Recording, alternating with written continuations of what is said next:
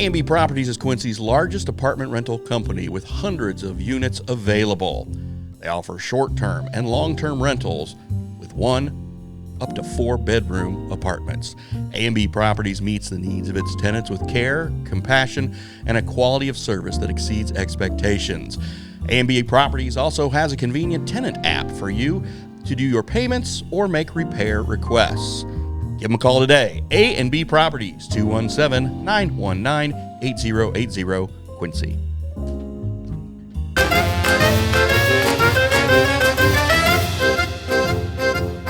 Okay. Now we're rolling? Yes. Like right now? Yeah. Like we start talking? Okay. Okay.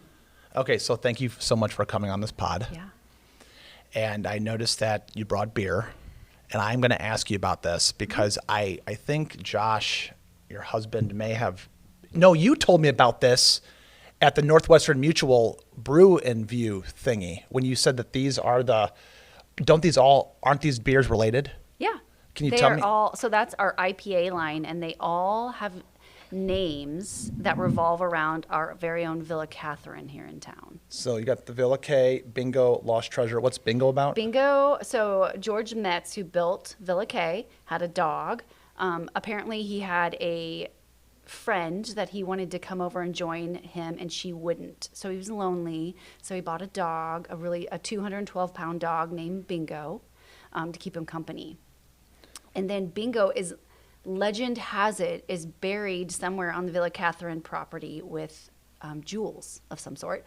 And so the lost treasure is, Bingo's jewels that he's Super. buried I've with. had all 3 of them. I like them. That's the Villa K is my favorite. I noticed that it says poured for you by T or Yeah. UT. Yeah. Tieraney Craig, everybody. That's- yeah.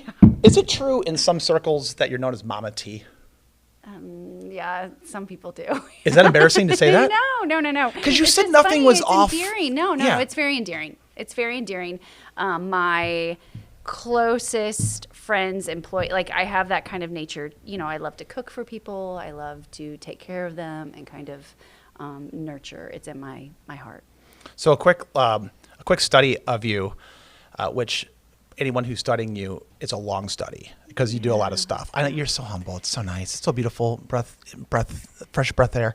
But you used to own Cielo Photography. Mm-hmm. And is that building still? Still, that was our Still there? first property we bought downtown. We had some really great mentors that said, instead of renting, you should purchase some buildings and renovate it. Who said that? My father-in-law actually got us kind of started, leaning towards that. So that was our first purchase at 622 Main. We made a photography studio in the bottom floor and then renovated our first apartment upstairs. Why did you call it Cielo? Oh, long story, but my first camera was yellow, and Okay. yeah. No. Are you regretting the name? Yes, it's such a weird name and such a mouth. Yeah. But No, that's okay. No, it's good. But how'd you come up with Quincy Brewing Company? That's so But obscure. It went from this end of the spectrum to that end because that's went how from- I felt about the name. We wanted to give Quincy back its brewery. Quincy has a really rich brewery history. We're Germantown, so so many old breweries, and my husband and I wanted to do it 10 years before we did, and no one had, and we were like, we just really need to give this back to Quincy. We need to be a brewing town again. Mm-hmm. Yeah. There should be brewing companies. Well, there's only one in QBC, but I think there should be lots of brewing companies. Oh, yeah. In Quincy. Lots. We should have 5. 5. 5. That's the number I was don't going to know, come up with. Because, when we take our vacations, our destinations, we will, kind of go off the beaten path to find a place that has a couple and kind of, do our little brewery tour. It's fun. Yeah. It's just Quincy would support that. Yeah. Well, hopefully the Austins do one. I know they want to do one over their neck of the woods. Yeah. Over Dick Brothers. Wouldn't that be cool at the old Dick Brothers Brewery to have one? Yeah. Yeah. And I just think that should happen. And obviously, you're a proponent of the 6th Street Promenade and what's happening on 6th Street. Yeah.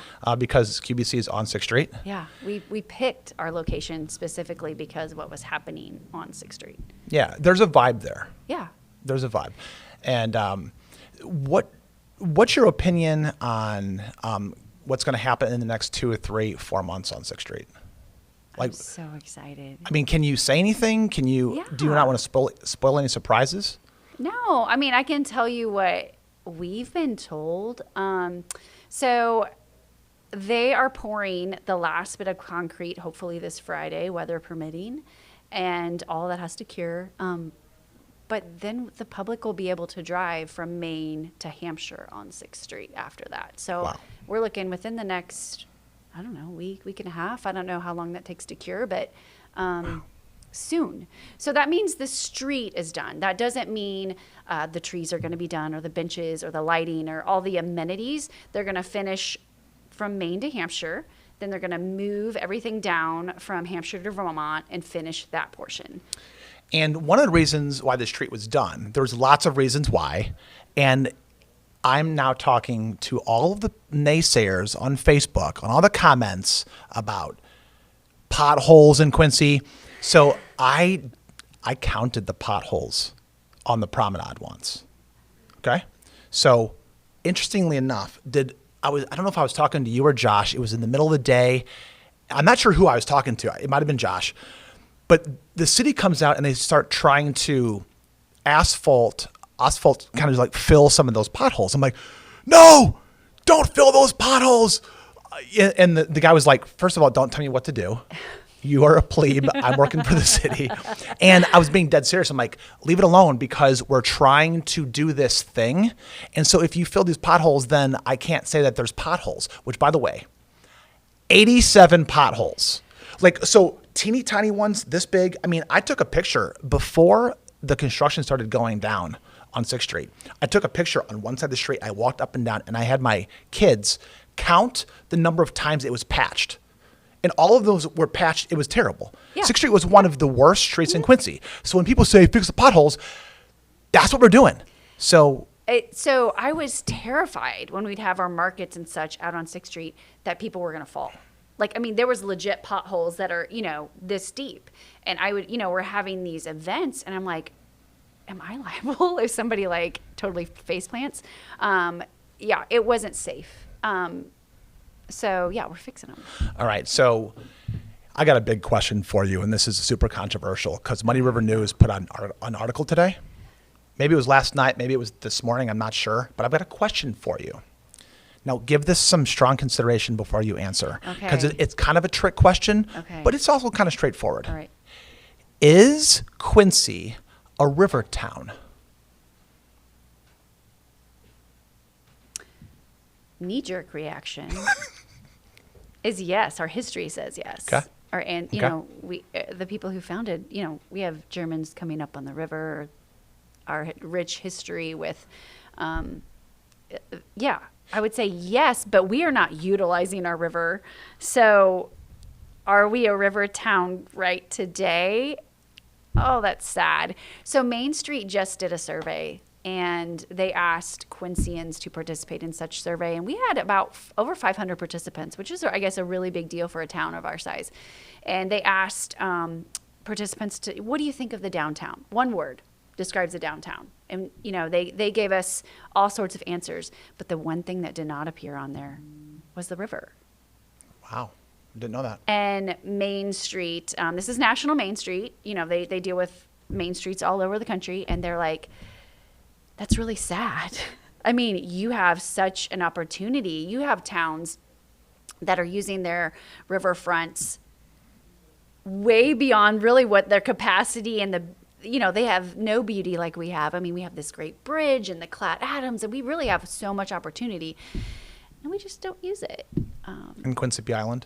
Yeah. Oh, Quincy Island. I mean, you look back, I don't know, people don't really just Google old pictures, but, we used to have petting zoos down there and the Sky Ride and rides. And, it was a thing. Mm-hmm. And nothing.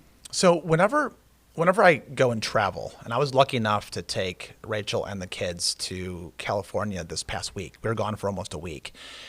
And we were kind of apprehensive. Rachel and I were apprehensive about doing that because school started today. Yeah. So, it's right.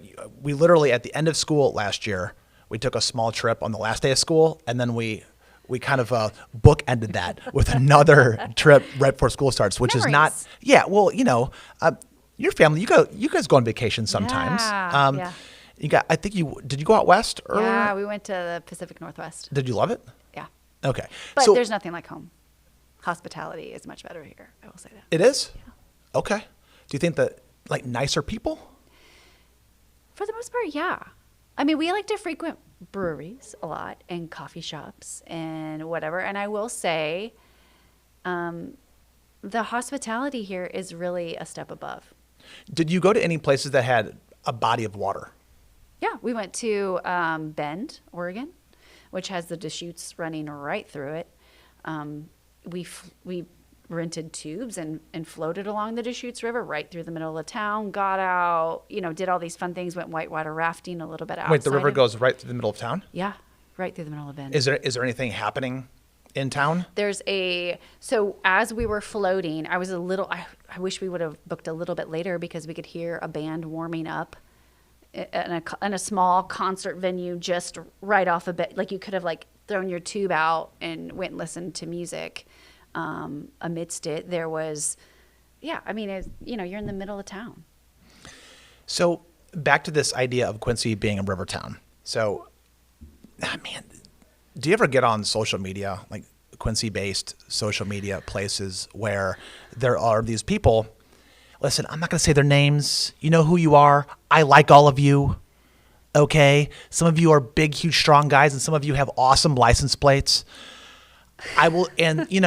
I like these guys, but they're so against something that we're trying to do, and I would just like to kind of clear the air.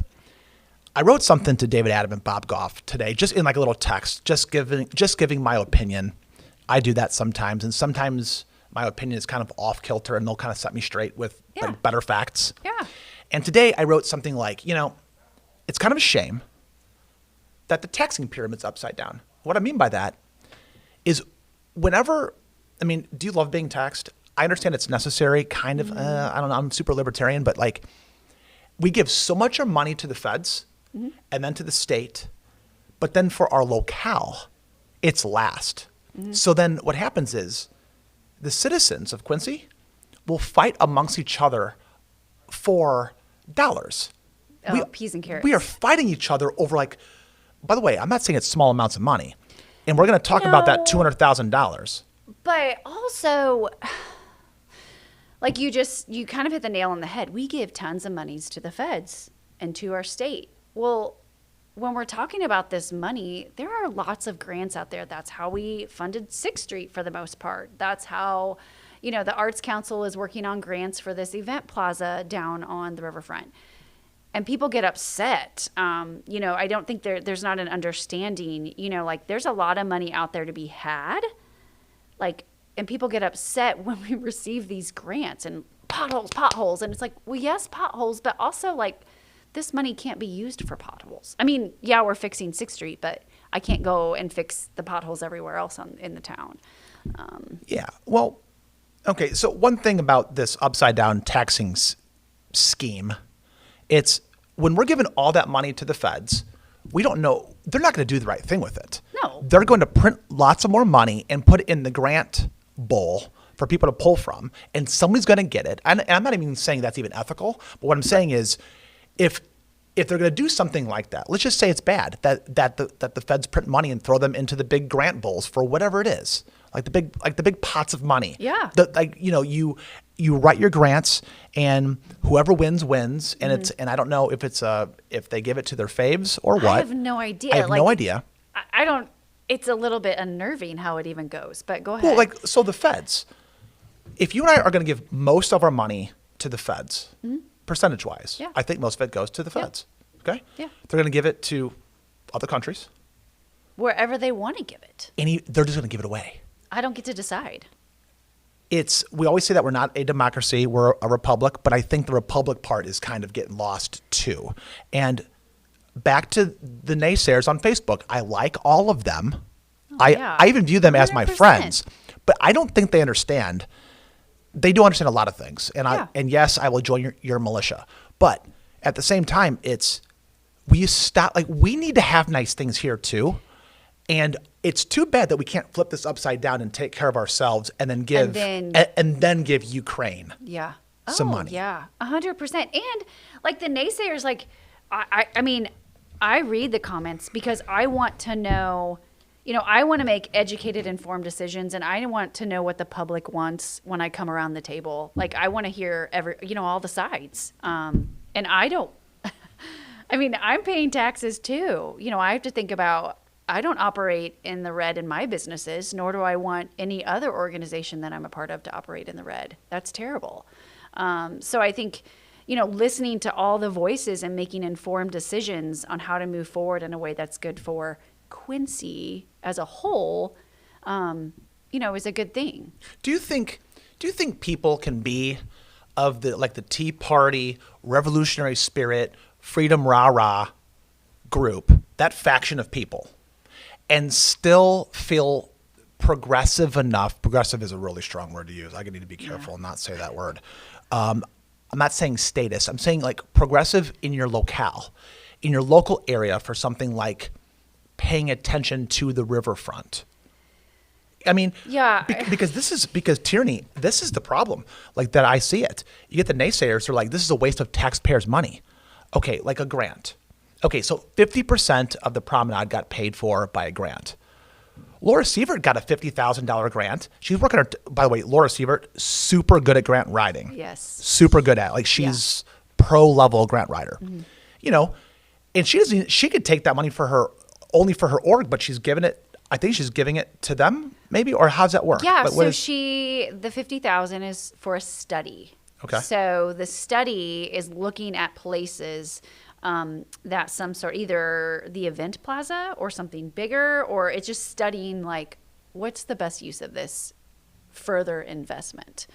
So basically laying the groundwork for what's to come. So in order to get these big millions of dollars grant, you have to have some sort of plan. You can't just say, oh, I think we're going to build something here. There needs to be some sort of groundwork. How many people are going to benefit from this? What sort of traffic? What parking? Are you thinking about all the things that go into this? So that $50,000 is for that study. So that study, okay. So I hope that works out. I feel like, will you help me navigate the Riverfront Committee a little bit Yeah. I need help. Okay. I need help. I'm nervous about this thing. Okay, give it to. Let's walk through this. Okay, so you're on the district board. Yeah. Are you president next year?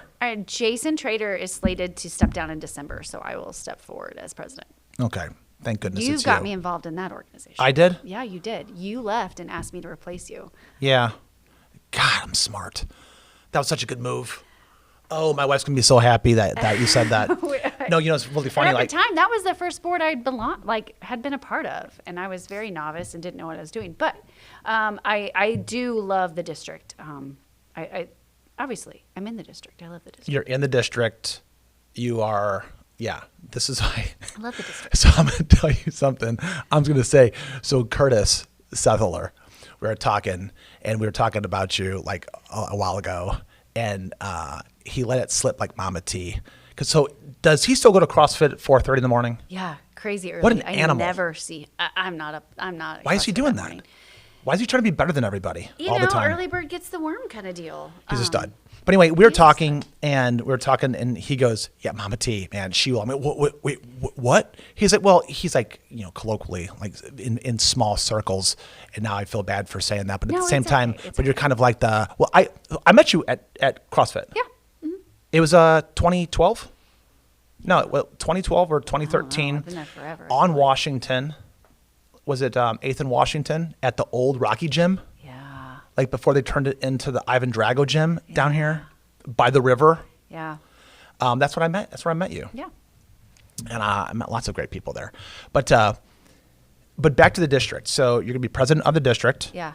I need you to please walk me through the Riverfront Committee's ideas on what they want for the Riverfront. And let me preface by saying, I get the impression that I know you're organized. Yeah. I know you know what you want, and I know you know what is best. Yeah.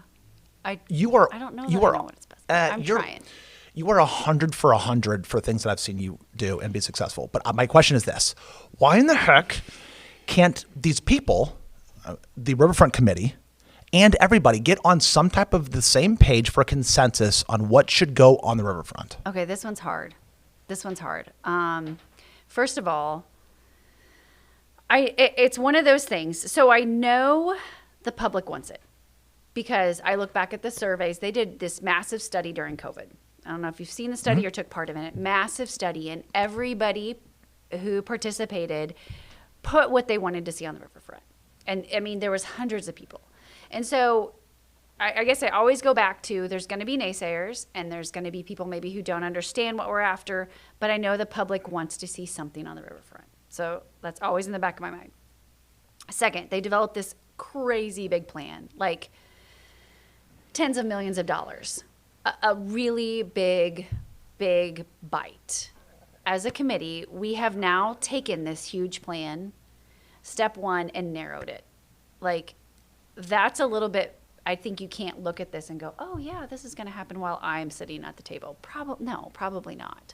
So what can we do together to make what's feasible?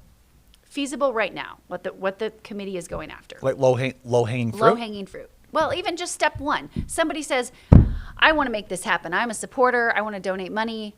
What am I donating money to?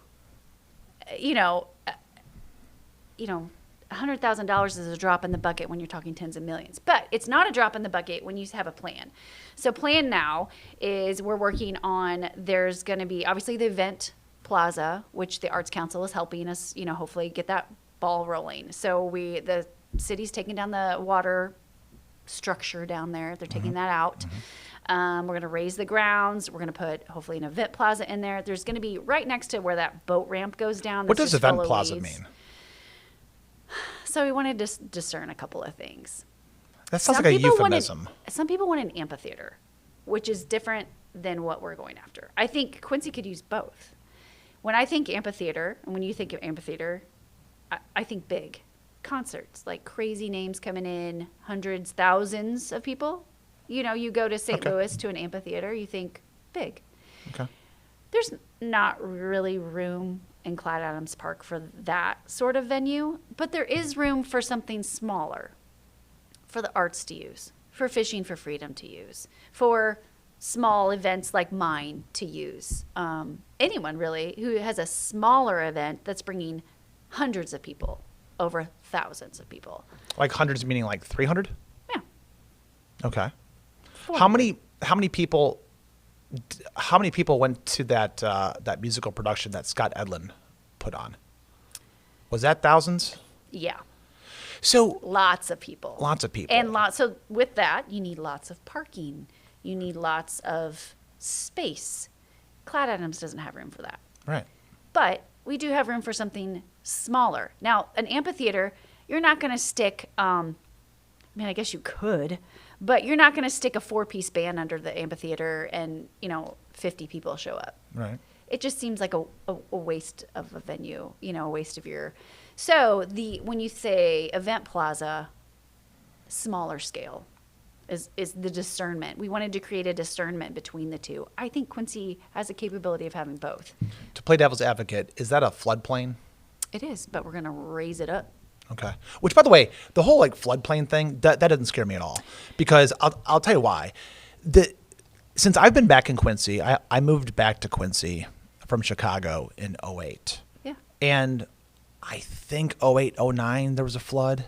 I'm not exactly sure. There's been some flooding in the past 16 years. Like the river floods. Like the river kind of wants to expand, contract. I think it's going to continue doing it. Yeah. As a matter of fact, I have a theory that the water used to come up to the top of the bluff.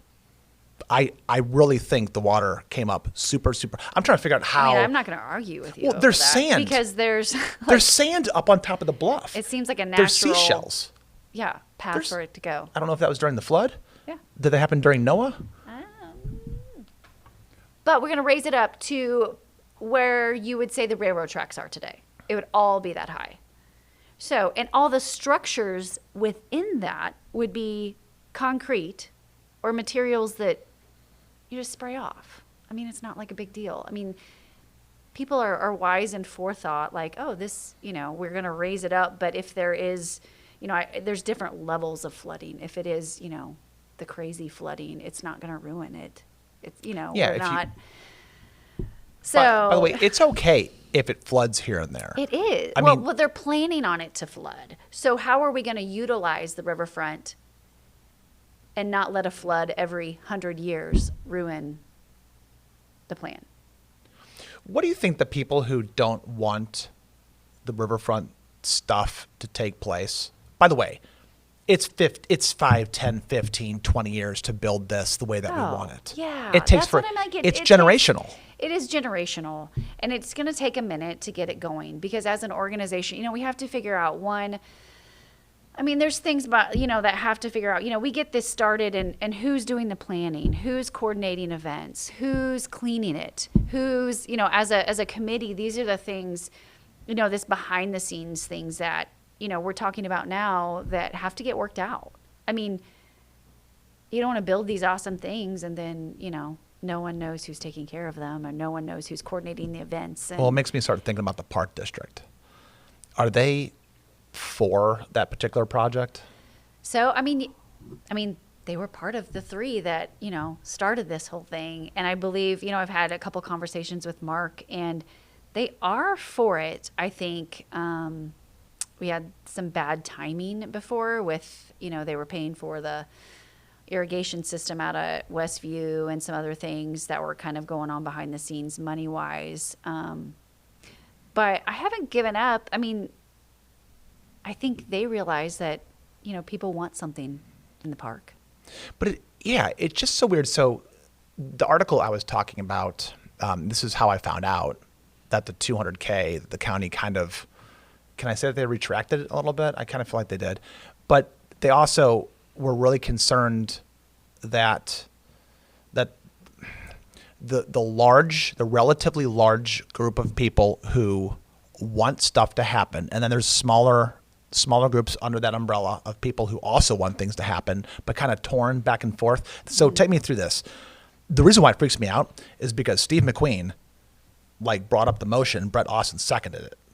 So I think Steve and Brett are going to go out to dinner tonight, to celebrate that they're friends again. Yeah. So this is just a weird thing that makes me feel weird. It's wait a second. So Brett Austin is I'm not saying he's a bigger cheerleader than you for the riverfront, but I've been hearing him talk about the riverfront. Well, he just wants to build Quincy. No, he's been. So I walked into this, over the last 2 years. Brett's been involved. Some of the other people on my committee have been involved 5, 10 years back trying to get something to happen. So I am new to the whole thing. Right. But it's interesting. He is a huge cheerleader for it, but he seconded Steve McQueen's motion because Brett is, I always say that when Brett is being super, super logical, he's always going to probably try and do the right thing. Yeah. And lots of people get mad about it on both sides. But as somebody who really wants this to happen, do you understand? Yeah, no. And I understand, we actually, one of the members of our committee, is representing the county. And a lot of the county members, 1, need some education. They just want to know, and 2, they want to know what the money's going towards. At this point, we have no project that we're I need $500,000 for the event plaza. I can't tell you that because the study's going on. I don't know how much, after the study's done, then we start designing, then you start putting numbers to paper, then you go, okay, I need to raise $500,000 for this event plaza. For somebody just to walk in and throw money at something, that doesn't, I get that. That doesn't make a whole lot of sense. Yeah. I love the idea of somebody just walking in and writing a $2 million check to the riverfront. Oh, that'd be great. But, is that realistic right now? Probably not. Not with There's some people in town who could do it. Yeah. And I think, I'm really looking forward to the study being done because I think that gives us legs. Okay, this is what we're after. That makes sense. And with that, we're going to build these steps where that boat ramp is to walk down to the river so you can actually touch the river and use then you have projects that you can visualize and show people and put money towards. Right now, it's just a lot of planning. It's and figuring out the logistics of the organization. Tough to do. Do you ever think about the boating component? Oh, Because yeah. so when a long time ago, so our family, we have a boat in the marina, okay? And when I say that humbly. It's a 1992 open bow Sea Ray. It's a 24-footer. It's a boat. It's a boat in the marina. I could sell it for $6,000. Okay. Yeah. I'm like, yeah. So it's a ski boat. It's a river boat. You don't want too nice of a boat on the river. No, you're on the river also. You want a John boat. Like you want you don't want like a blow up raft, but you want something. You want something with like a strong motor. Yeah. So you can lose your lower end in like 18 inches of water. Yeah. That's what you want. So anyway, when we got this boat as a family, well, we actually got it after we were on the waiting list for the marina. We were on the waiting list for 3 years. Okay. Oh, wow. So that reaction I'm getting from you is the same reaction when I tell people that like my parents' house on 18th Street, they had a 14% mortgage. Yeah, no, mortgage rates actually for our parents and grandparents, they're lovely now. Oh, 7% Yeah, is historically lovely. low. Yeah. But if you're a millennial or a Zoomer, you're freaking out because the Gen Xers got 3%. The 3% that we'll probably never see again. I Right. mean, I don't know. I'm not a, but yeah. On one hand, you want to see it again. On the other hand, it creates inflation. So you gotta bake slow it down. But so like the boating thing, I remember we got off the waiting list at the marina. The marina at the Quincy Park District, same what I'm talking about, which you can go down there right now, and it feels kind of emptier compared to the way it used to look. But there was a waiting list to get in there, and people would go to hogback, and the Army Corps of Engineers were always out there dredging out the sand because you need 14 feet in the main channel, and they would dredge out the bay, or not the bay, but they would dredge out. I mean, there's an island, like in between Quincy and Quincy Island. Yeah, there's an island there full of sand and stuff that needs to be gone. Like that all needs that's a $25 million project. That's my understanding, to dredge the bay and then close it off. So you close the cut through. That changes the whole dynamic. So all of these things, I do think that all of these things are going to fall into place someday. Yes. I think I want to be ready. I want to lay the groundwork. I want to get started so it's viable. And 2, you have to add in when the bridge gets built. Illinois has said they're going to give us back Main Street. Give us back that Main Street. So they're going to spend, I don't know how many millions they promised us, but that's what kind of got this whole thing started. So we're going to get millions from the state to make Main. So in the plan, the idea is to keep up to the first little pier there, I don't know, the cantilever or whatever there, to keep that so pedestrians can walk out on the old bridge and have like this pedestrian friendly, cool view. Yeah. And then have like, you could either like walk down a path down to the river, or you could walk back up the hill.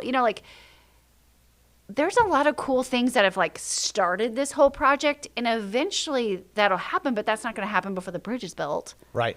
So it's like this big waiting game. Everybody's like, how's it go? Like, I mean, it's going to be years and years.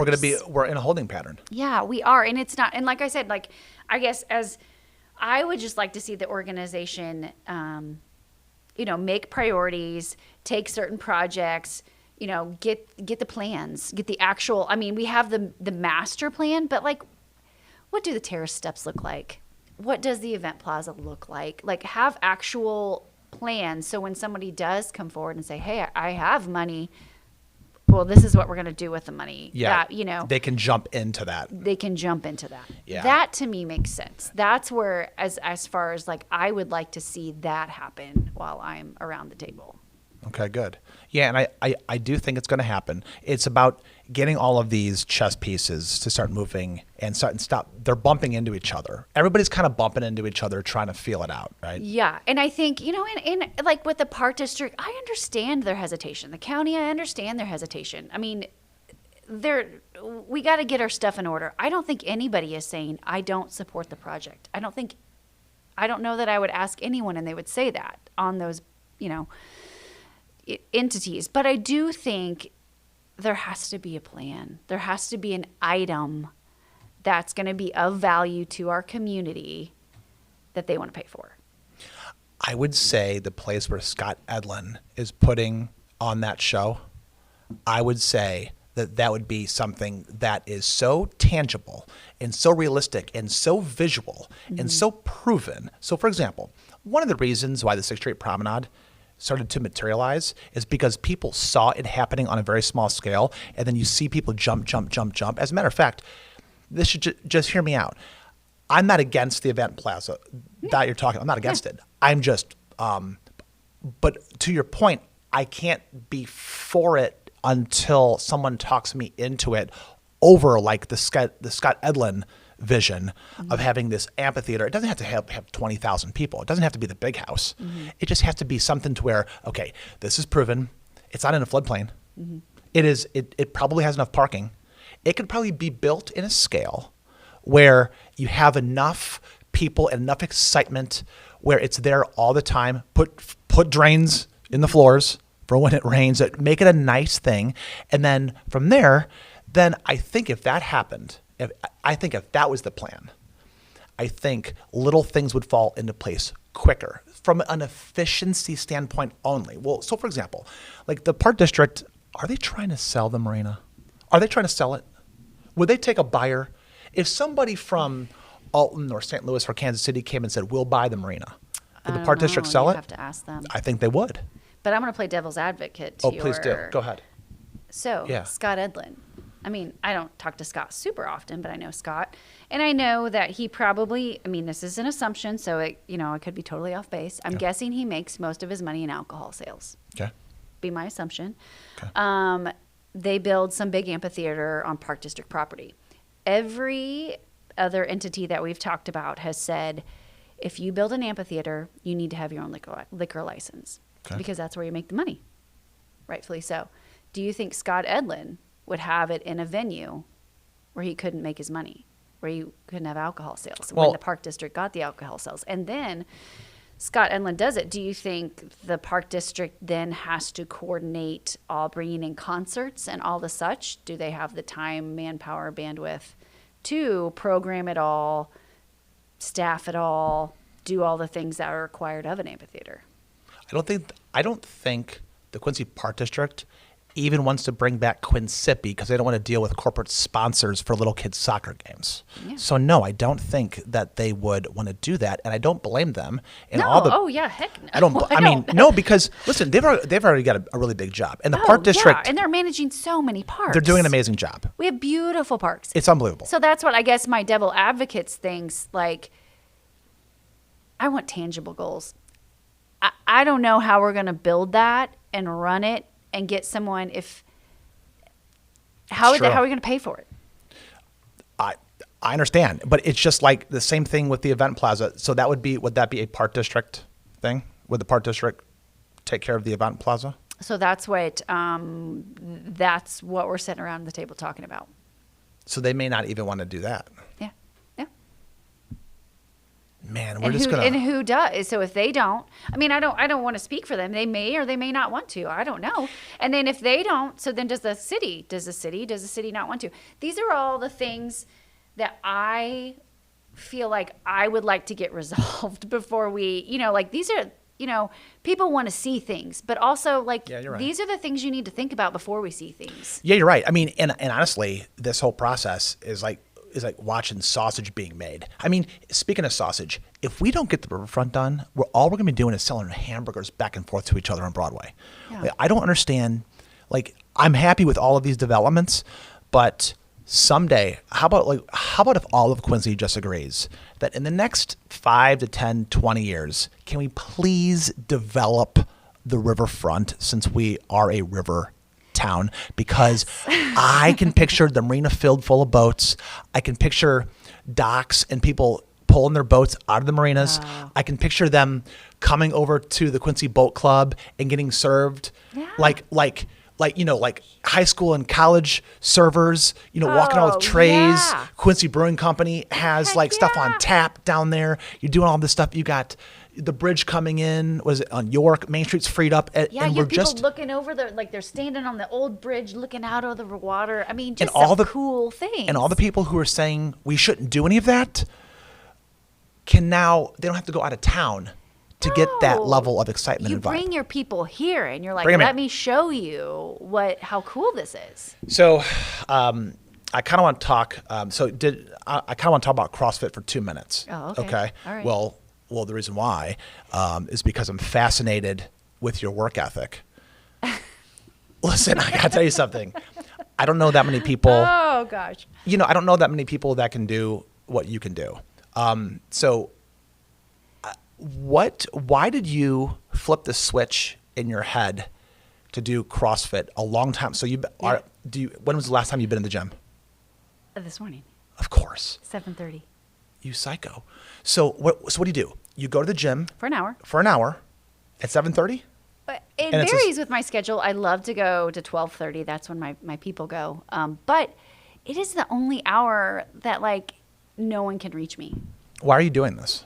because it's the only hour that keeps me sane. I don't think of anything. During the day, when I, walk in, I'm thinking about all the things I need to do, all the meetings I have left for the day, all that, I got to go change beer lines after this and change a toilet and do all these crazy things. But it's the 1 hour that I don't think of anything. So did you play sports as a kid? Yeah. What'd you play? I loved basketball, good old Central Panthers. But I was better at volleyball, but basketball's got my heart. Okay. When did you flip the switch? So when I met you and Josh at Q-Town, I think it was 2012, maybe it was 2013. I'm not sure. But I like to, and if the dancers are listening, I remember, Rachel, I was telling you earlier that Rachel's really proud that she was working out with Jenny, dancer at the Y.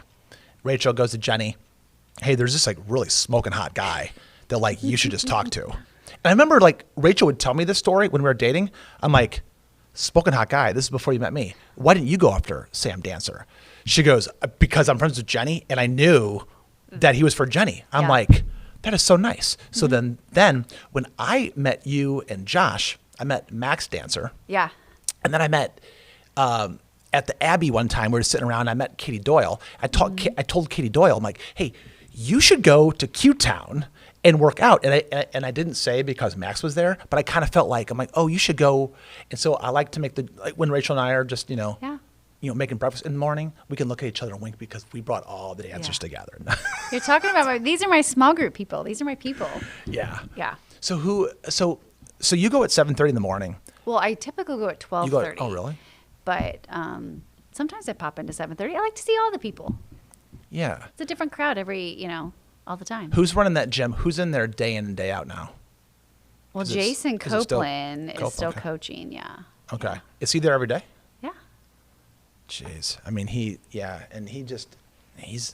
doing all kinds of fun stuff. So do you recommend CrossFit to other people? Which, by the way, all the people, so I am so sorry, everybody, for talking about Bitcoin and CrossFit. I am so sorry. I am that dork that brings this up sometimes. But listen, at least with Bitcoin, that's that is a galactic, global thing. At least with Q-Town CrossFit, it's more of a support local, shop local, better your body, better your spirit. But what happens if you don't work out? What happens if you have a week or two of not working out? Can you handle that? I just did it. I get really stressed. I just need a break from my busy life. I just need some time where I don't think about everything I have going on. Well, as we close up this pod, I want to just end with the incredible commitment that your family has made to downtown Quincy. So from my perspective, I remember Remember when Rachel and I were married with 2 kids living on 6th Street? Yeah, absolutely. And we used to go and talk to you guys. Yeah. And you guys were looking at the building. We're having all these conversations. I wished, hoped, and prayed that everything that's happening would happen. I really wanted that so badly. Yeah. And then pretty much what happened, in my opinion, was when I got tired, and Rachel and I, so we moved 21 blocks east from that location, okay? Without giving away my address. Yeah. I'm going to have all of these rocks on my window today from talking about it. But so we go and we move there and we have a 3rd child. And then we let go because we were tired. Yeah. You remember what it's like to have little teeny tiny babies? No, that's what we were talking a little bit beforehand. Like there was a time where I was, sit in the bench. I'm tired. You're sleep deprived. You're doing little kids activities every night of the week. You're trying to, raise humans. That's fair. Yeah. I'm going to rush to 3 kids' sports events somewhere around town after this pod. Yeah. But I remember when we left, you picked up, I'm not saying I was holding the mantle. I'm not saying that at all. If anything, Joy Bearhorst et al. And Michelle and Sarah Platt. But there was a lot of people like that. Yeah, and you were one of them for sure. I definitely tried. But you guys are absolutely killing it. You guys are doing so amazing things. I mean, I know I called Josh the other day talking to him about the trees. Yeah. Because Brett was, gosh. well, so all of this stuff. So what you're doing right now, so Josh is taking care of some of grant funding and the Gateway and the Mid-Block Plaza. Yeah. Yeah, we raised money for those things. Personally raised money for those things. Yeah. Because, the city did so much and we, want these things, so we'll raise money for them. So this energy that you guys have, I'm telling you, if people don't understand, people have heard your name, things like that, and you're kind of if you're not a local celebrity, you're going to be the biggest local celebrity. But anyway, you're doing so much. I don't understand how you have the vision for all of this. So you're even kind of expanding in some way kind of east. Can you describe a little bit the project that you're working on? Yeah. Can we talk about this? Yeah, the brewery expansion? Yeah, and yes. And the Blind Goat and Blind Cider Goat, House. because those 2 guys are doing huge things too. Can you explain this a little bit? Yeah, so we have lots of people that want to rent the brewery during, public hours, and we're not up to closing the brewery. So we gonna expand the garden and have a private party room behind the brewery. And the Blind Goat, LJ Helmke, worked for us for a long time during COVID, started making cider, went to school, figured out how to make cider. And we really wanted, to kind of support his dream. And so, in our building, he's going to, have the Blind Goat Cider House and meadery, not meat, MEAD. Right. Meadery, fermented honey. Kind of like a port wine. Yes. Similar. So your husband one time, if you want to know about how good of a review he gave on the cider, because I asked, when I was talking to Josh or to LJ and Brannigan like a year or so ago, I was trying to figure out, I want you guys to give me a sample. I just kind of want to taste it. And they go, yeah, no problem. I remember talking to Josh that night. I go, how good's their cider? And Josh said, well, let's put it this way. Whenever I travel, I go out and I taste beers and I taste ciders. And he goes, and I'm not going to toot my own horn about our beers. I think our beers are very good. And Jim Robeski, brewmaster, knockout just doing an amazing work. He goes, I will tell you this.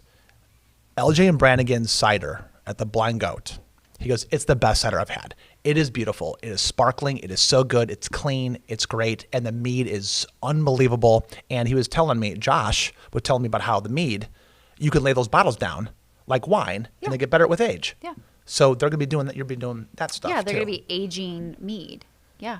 100%. Mead, M-E-A-D. M-E-A-D, mead. Yeah. So a lot of, we were taking a look at that stuff and getting so excited about how a cider house is going to be on the promenade. Which, by the way, I consider that the promenade. I consider all of the adjoining areas Times Square, Crazy Cakes, we have Fuzzy great Bubbler. neighbors. They're all we just had this market when 6th Street was closed. It was still like, we included the poorhouse. We, we have great neighbors. Like, not just on 6th Street. Like, all of our neighbors are great. And yeah, they're all, support all your downtown neighbors, all the district. Well, anyway, I'm so happy. You got anything else for me? You got any things you want to plug or talk about?